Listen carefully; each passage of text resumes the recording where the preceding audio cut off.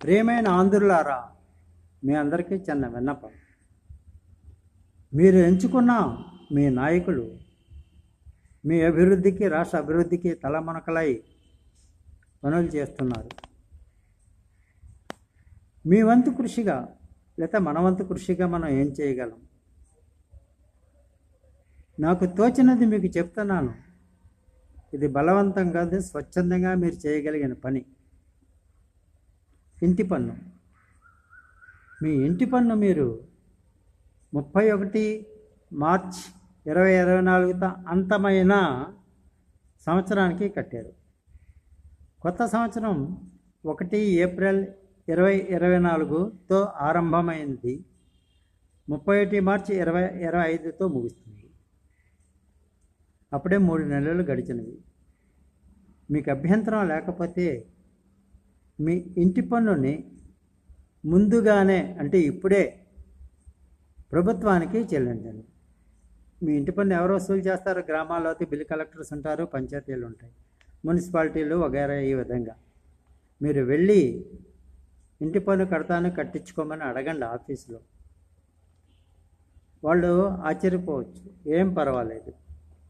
1/4/2024 నుండి 31 మార్చ్ 2025తో అంతమయ్యే ఆర్థిక సంవత్సరానికి చెల్లించిన ఇంటి పన్ను అని మాత్రం రసీదు ఖచ్చితంగా తీసుకోండి. మొహమాటాలు ఏమీ వద్దు, మీరు చెల్లించిన వెంటనే తీసుకోండి. అది జాగ్రత్త పెట్టుకోండి. దీనివల్ల ఏమవుతుందంటే మీ ఖజానాకు కొంత సొమ్ము జమ అవుతుంది. పరిపాలన చేసే నాయకులకి, అధికారులకి కొంత వెసులుబాటు అవుతుంది. ఆలోచించండి. ఇది బలవంతం ఏమీ కాదు. పిఠాపురం నియోజకవర్గ ప్రజలారా, ఈ యొక్క రాష్ట్ర ప్రగతి కోసం మీరు చాలా మంచి పని చేశారు. మీ నాయకుడిని ఎంచుకుని అందరూ చేశారు ఆ విధంగా. అయితే గేమ్ చేంజర్ యువర్ లీడర్. మీరు నేను చెప్పిన ఈ ప్రపోజల్కి మార్గదర్శకులు ఎందుకు కాకూడదు? ఆలోచించండి.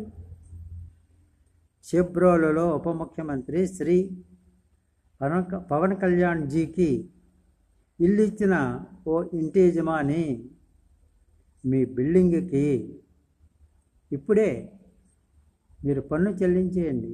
ఇంటి పన్ను చెల్లించండి. 1/4/2024 నుండి 31/3/2025 వరకు అంతమయ్యే ఆర్థిక సంవత్సరానికి. మీరైనా సరే ఖచ్చితంగా రసీదు తీసుకోండి. గవర్నమెంట్తో ఫైనాన్షియల్ మ్యాటర్స్ దగ్గర ఎట్టి మొహమాట పడద్దు, నిర్మోహమాటంగా వ్యవహరించండి. ఎవరితో అయినా సరే ఫైనాన్షియల్ మ్యాటర్స్తో